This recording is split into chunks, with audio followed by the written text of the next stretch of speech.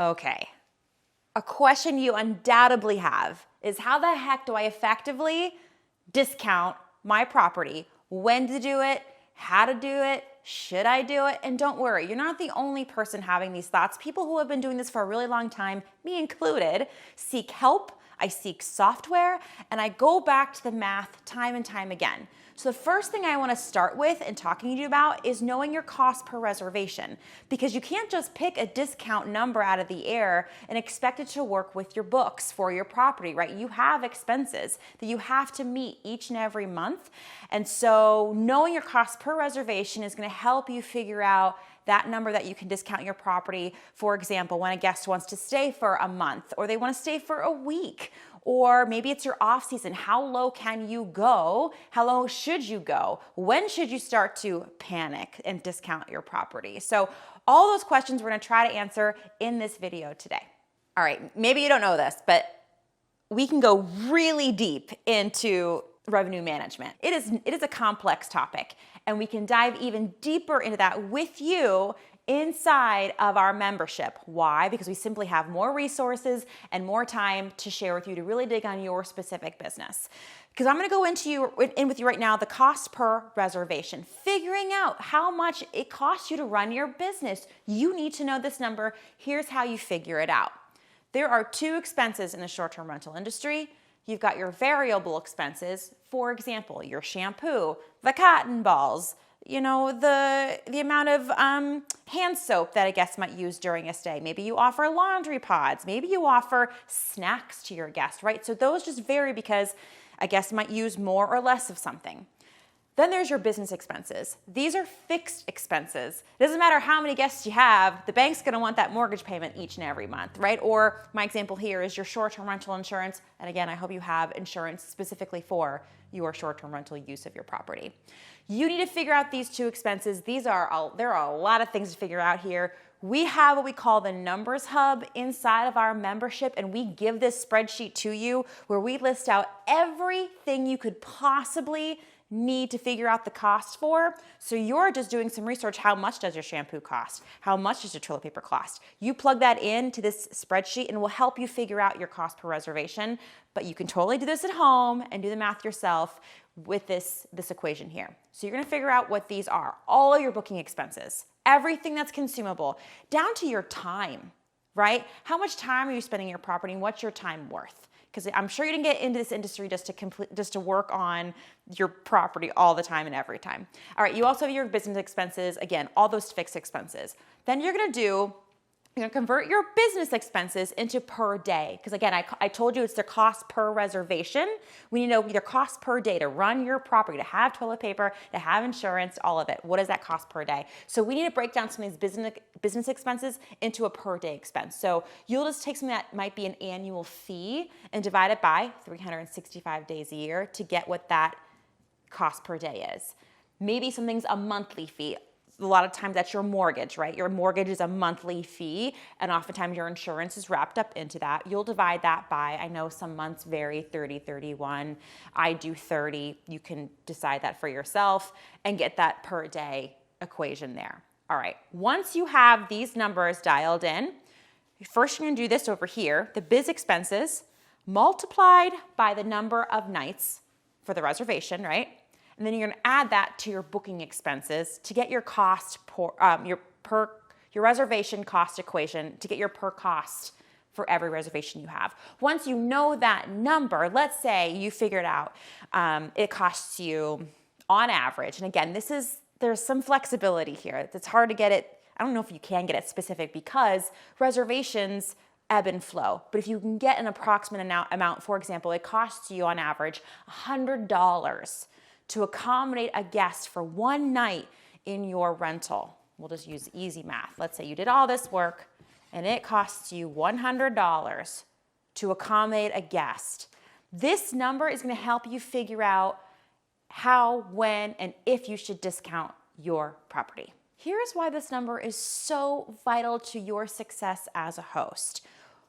At some point, a guest is going to reach out to you and they're going to have already plugged in their dates, gotten a number, and they're going to say, I wonder if I can get this host to discount this stay. And you as the host, especially if you like hanging out with us at Thanks for Visiting, you want to accommodate that guest. You want them to stay. You want that booking. You want to be able to be that people pleaser, right? But not at the cost of bad business. And that is why these numbers aren't going to lie to you. If you can figure out your cost per reservation, when that guest asks you for a discount, it's not about emotion anymore. Now it's about math.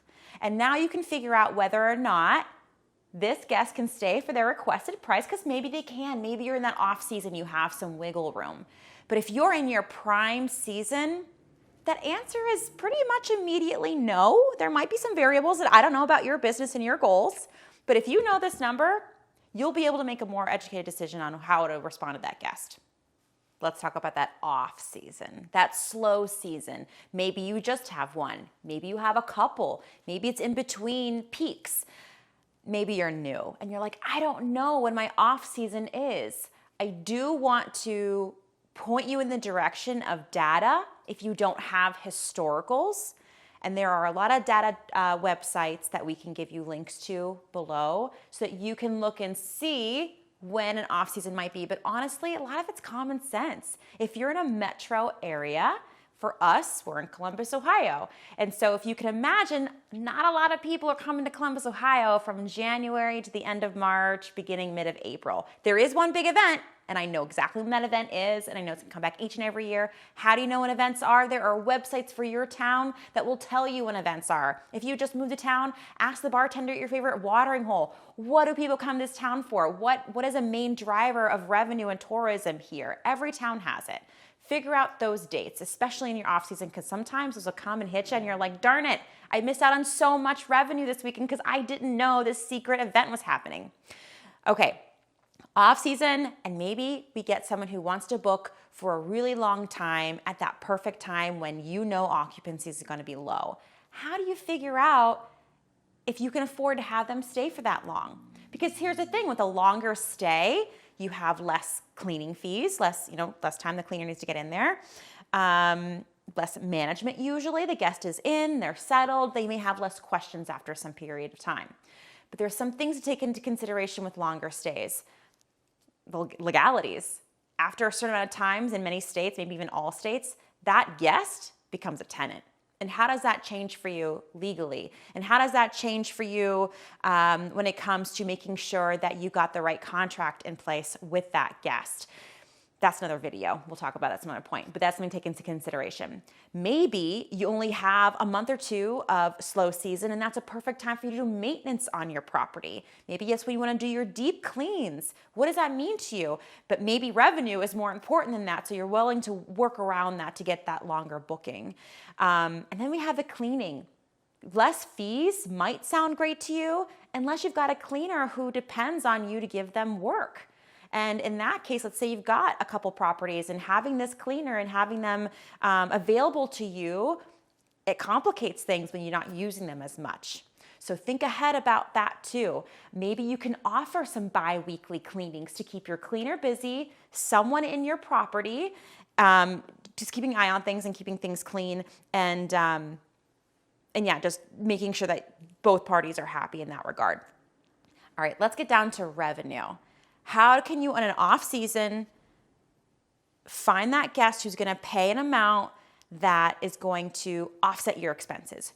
We already decided that on average, it's going to cost you about $100 a night to accommodate a guest.